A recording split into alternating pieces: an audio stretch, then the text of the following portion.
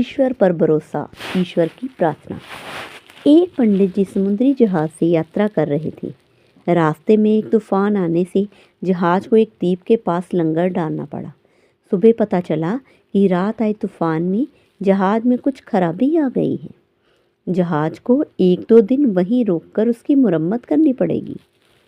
पंडित जी ने सोचा, क्यों ना वह एक छोटी बोट से द्वीप पर चलकर घूमा जाए। अगर कोई मिल जाए तो उसे प्रभु का संदेश पहुंचाया जाए और उसे प्रभु का मार्ग बताकर प्रभु से मिलवाया जाए। तो वह जहाज के कैप्टन से इजाज़त लेकर एक छोटी बोट से द्वीप पर चले गए।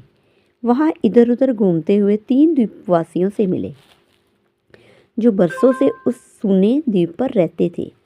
पंडित जी उनके पास जाकर बातचीत करने लगे। उन्होंने उसे ईश्वर और उसकी आराधना पर चर्चा की।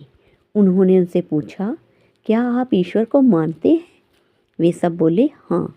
फिर उन्होंने पूछा, आप ईश्वर की आराधना कैसे करते हैं? उन्होंने बताया, हम अपने दोनों हाथ ऊपर करके कहते हैं, हे ईश्वर, हम आपके हैं, आपको याद करते हैं, आप ही हमें याद रखना। पंडित जी ने कहा, ये प्रार्थना तो ठीक नहीं है। एक ने कहा, तो आप ही हमें सही प्रार्थना सिखा दीजिए। उन्होंने उन सभी को धार्मिक पुस्तकें पढ़ना और प्रार्थना करना सिखाया। तब तक जहाज बन गया। पंडित जी अपने सफ़र पर आगे बढ़ाए। 3 दिन बाद पंडित जी ने जहाज के डेक पर टहलते हुए देखा कि वे तीनों द्वीपवासी जहाज के पीछे पीछे पानी पर दौड़ते हुए आ रहे हैं।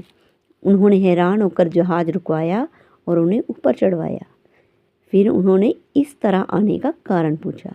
वे बोले, आपने हमें जो प्रार्थना सिखाई थी हम उसे अगले ही दिन भूल गए, इसीलिए आपके पास उसे दोबारा सीखने के लिए आए हैं, हमारी मदद कीजिए। उन्होंने कहा, ठीक है, पर यह तो बताओ तुम लोग पानी पर कैसे दौड़ सके?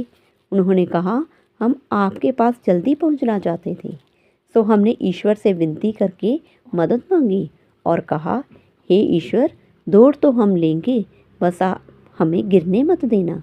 और बस दौड़ पड़े। अब पंडित जी सोच में पड़ गए। उन्होंने कहा, आप लोग और ईश्वर आप पर आपका विश्वास धन्य है।